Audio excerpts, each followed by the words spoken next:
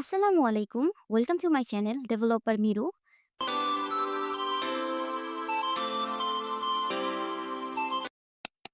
আজকে আমি আপনাদের দেখাবো কিভাবে ই-কমার্স পেমেন্ট গেটওয়ে বাংলাদেশে বিকাশ, নগদ, রকেট খুব সহজে সেটআপ করবেন। So don't worry. আমরা এখন ই-কমার্স পেমেন্ট গেটওয়ে সেটআপ করব। এটি করতে হলে প্রথমে আপনাকে ওয়ার্ডপ্রেসের ড্যাশবোর্ডে যেতে হবে।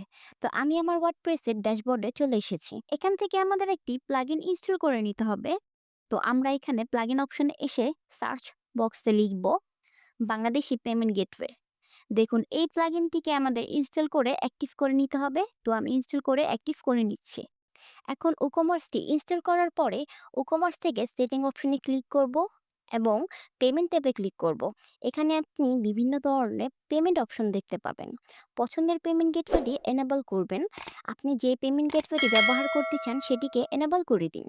বাংলাদেশে কিছু জনপ্রিয় ই-কমার্স পেমেন্ট গেটওয়ে রয়েছে, যেমন বিকাশ, নগদ, রকেট, উপায়। আমি শুধু বিকাশ সেটআপ করে দেখাচ্ছি, বাকিগুলো সেম প্রসেস। এখন আপনাকে বিকাশ অ্যাকাউন্টে এনেবলে ক্লিক করে ম্যানেজ বাটনে ক্লিক করতে হবে।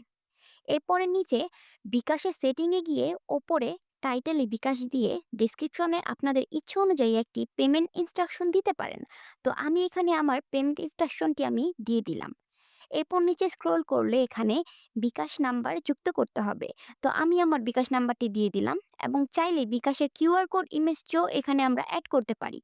তো সাকসেসফুলি সবকিছু বসানো হলে সেভ চেঞ্জেস অপশনে ক্লিক করে সেভ করে দিব। চেকআউট পেজে বিকাশ অ্যাড হয়েছে কিনা সেটি চেক করার জন্য আমরা আমাদের ওয়েবসাইটে চেকআউট পেজে যাব।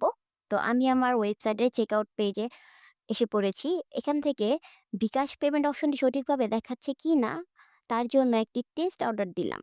তো আমার টেস্ট অর্ডারটি প্লেস করার পর পেমেন্টে বিকাশ প্রসেস কাজ করছে কিনা তা দেখে নিই। দেখুন এখানে আমার পেমেন্ট মেথডটি অ্যাড হয়ে গিয়েছে। তো এই ছিল আমাদের ভিডিও। ভিডিওটি যদি ভালো লেগে থাকে লাইক, কমেন্ট এবং সাবস্ক্রাইব করে পাশে থাকবেন। দেখা হবে নেক্সট ভিডিওতে। ভালো থাকবেন, সুস্থ থাকবেন। আল্লাহ হাফেজ।